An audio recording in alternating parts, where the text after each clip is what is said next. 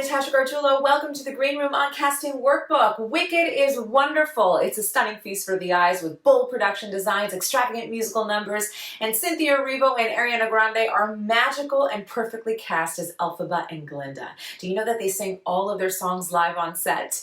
Here is Ariana Grande and Cynthia Erivo to talk about taking on the iconic roles of the witches in Jon Chu's Wicked, the first installment in a two-part adaptation of the Broadway show.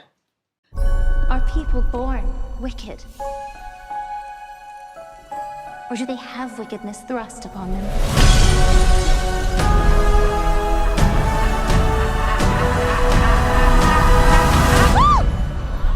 You're green.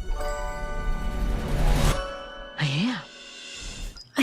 Go on. You take one. I think it didn't really feel like pressure for us at that point.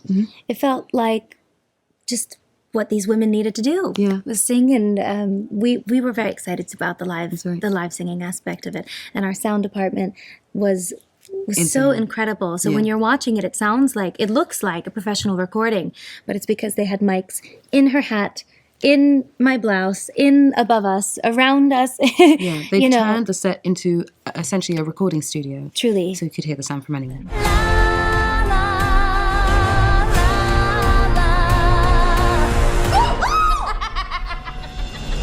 We couldn't have made this movie without the two of them. We wouldn't have made this movie if you couldn't find those two. Like, very specifically, at this moment, Cynthia speaks a soul into Elphaba's words that we've heard so many times. That makes this a necessity right now.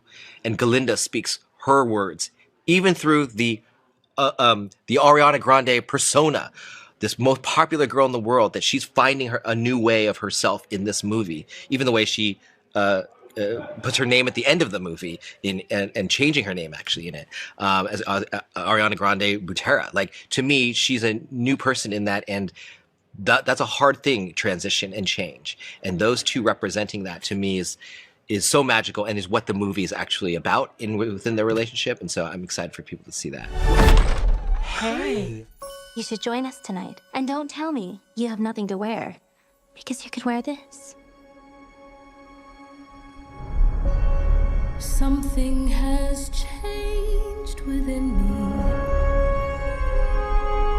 She doesn't give a twig what anyone thinks. Well, much like the lyrics in For Good, which is a song in the second act, which is one of my favourite songs in Wicked, I think just the experience of, I think it's been a full circle moment coming back to work with people on music and dance, and just seeing everyone expertly coming together, and the amount of coaching that we've had, and I think that's going to stay with me forever, obviously, but also the shared moments of sort of magic that I witnessed on set and with the girls and with Jeff. And I like rehearsals too. You know, you heard like about Judy Garland, for instance, that they would, their lives at MGM, that they would be in the rehearsal studios you see on film. They must have practiced that, but they learned they taught them how to sing, how to dance. Yeah.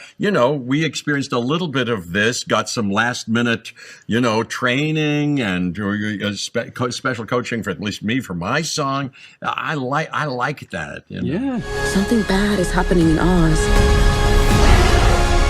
best way to bring folks together is to give them a real good enemy. Like that. I walked onto Munchkinland, and you're on the yellow brick road, and you can't believe that this is your yellow brick road.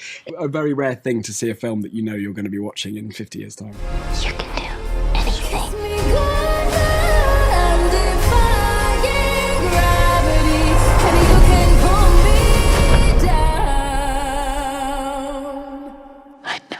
This has been a really wonderful, crazy, wild journey. We're deeply, deeply grateful to be here, to have been able to do this. Yeah. Just deep gratitude.